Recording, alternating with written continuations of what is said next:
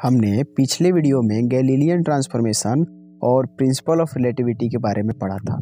साथ ही यह भी समझा था कि कैसे न्यूटन के नियम गैलीलियन ट्रांसफॉर्मेशन के लिए इनवेरिएंट हैं और प्रिंसिपल ऑफ रिलेटिविटी के लिए सही भी हैं। लेकिन जैसा कि हमने बताया था कि केवल न्यूटन के नियम ही तो प्रकृति के काम करने के सभी तरीकों को डिफाइन नहीं करते, और भी ऐसे बहुत से नियम हैं। जैसे मैक्सवेल के समीकरण को ही ले लेते हैं, जो विद्युत और चुंबकत्व से संबंधित नियमों को बताते हैं। आज का यह वीडियो इसी बारे में है कि क्या मैक्सवेल के समीकरण भी सभी इनर्शियल फ्रेम्स में एक जैसे रहते हैं या फिर बदल जाते हैं, और क्या इन पर भी प्रिंसिपल ऑफ रिलेटिविटी लागू होती है। रिलेटिविटी का सिद्धांत क्या कहता है? यही ना कि प्रकृति के मूल नियम सभी जड़त्वीय निर्देश तंत्रों में सेम रहते हैं, और यदि हम इस सिद्धांत को इलेक्ट्रोडायनेमिक्स में लगाएं, विद्युत गतिकी में लगाएं, तो मैक्सवेल के समीकरण भी सभी निर्देश तंत्रों में सेम रहने चाहिए। अर्थात यदि मैक्सवेल के इन इक्वेशंस को मिला देते हैं तो एक नया इक्वेशन बनता है, delta square E is equal to 1/c square into del square E by del T square, और del square B is equal to 1/c square into del square B by del T square. इन्हें wave equation यानी कि तरंग समीकरण भी कहते हैं, और इसमें ये जो c आया है वो वास्तव में 1/√μ0 इंटू एप्सिलॉन नॉट के बराबर होता है, जिसकी वैल्यू लगभग 3.0 गुना 10 के पावर 8 मीटर प्रति सेकंड निकालने पर मिला। और ये जो c की वैल्यू है वो निर्वात में प्रकाश के वेग के बराबर है। यानी मैक्सवेल के अनुसार प्रकाश का वेग निर्वात में इतना होना चाहिए।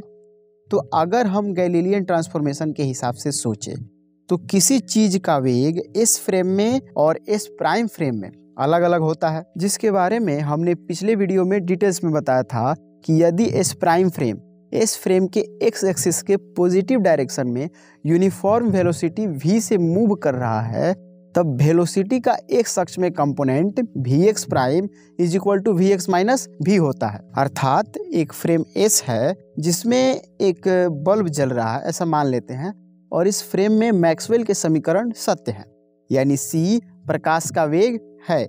और यदि S prime frame uniform velocity v से बल्ब की ओर आ रहा है, तो S प्राइम फ्रेम में खड़ा आदमी गैलीलियन ट्रांसफॉर्मेशन के अनुसार उस बल्ब से आती प्रकाश का वेग c प्लस v नापेगा।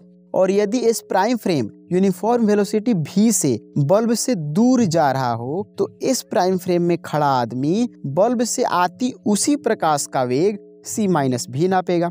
यानी यदि आदमी उस बल्ब के नजदीक आएगा तो वहां प्रकाश का वेग उसके लिए बढ़ जाएगा, और यदि बल्ब से वो दूर जाएगा तो उसी प्रकाश का वेग उसके लिए घट जाएगा। अर्थात प्रकाश के वेग में परिवर्तन होगा। लेकिन रिलेटिविटी के सिद्धांत के अनुसार तो प्रकाश के वेग c सभी इनर्शियल फ्रेम्स में सेम रहने चाहिए, अपरिवर्तित रहने चाहिए, चाहे हम इस फ्रेम में रहें या इस प्राइम फ्रेम में।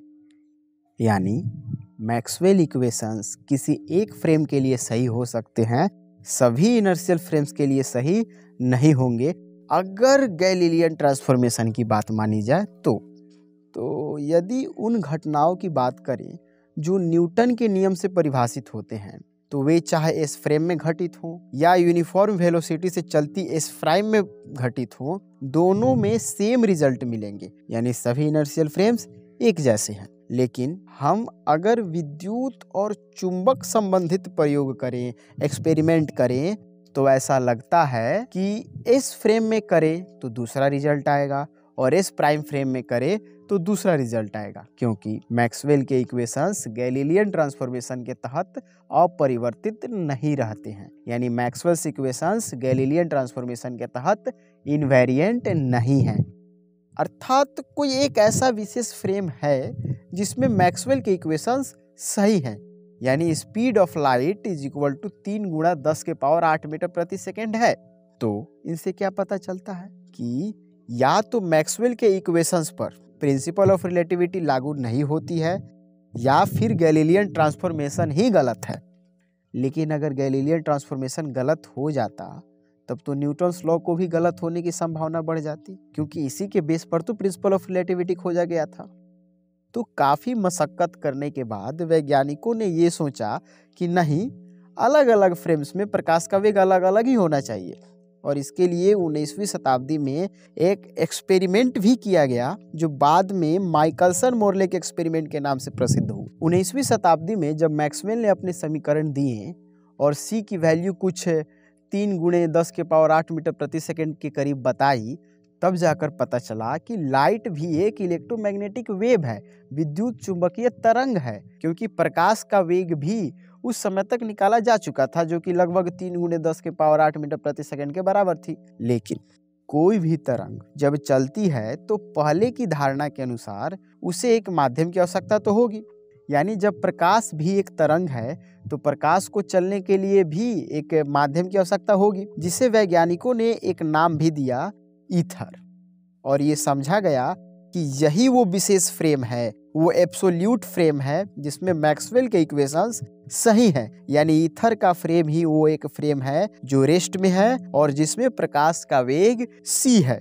और इसी विशेष फ्रेम या एब्सोल्यूट फ्रेम की खोज करने के लिए माइकलसन ने एक प्रयोग किया जिसे बाद में मोरले ने उनका साथ दिया। इसीलिए इस एक्सपेरिमेंट को बाद में माइकलसन मोरले एक्सपेरिमेंट के नाम से जाना जाने लगा। और जब ये एक्सपेरिमेंट सफल हुआ तब यह पता चला कि नहीं, ऐसा कोई एब्सोल्यूट फ्रेम नहीं है जिसमें स्पीड ऑफ लाइट c बराबर 3 × 10⁸ मीटर प्रति सेकंड है, बल्कि सभी इनर्शियल फ्रेम्स में, सभी जड़त्वीय तंत्र में स्पीड ऑफ लाइट सेम ही है, यानी प्रिंसिपल ऑफ रिलेटिविटी सही है और गैलीलियन ट्रांसफॉर्मेशन गलत।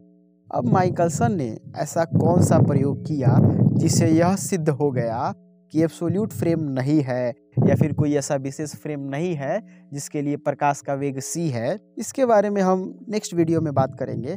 तब तक के लिए धन्यवाद। और आपको यह वीडियो कैसा लगा कमेंट में ज़रूर बताइएगा, और अच्छा लगा हो तो लाइक कर दीजिए और अपने दोस्तों को शेयर भी कीजिए। सी यू।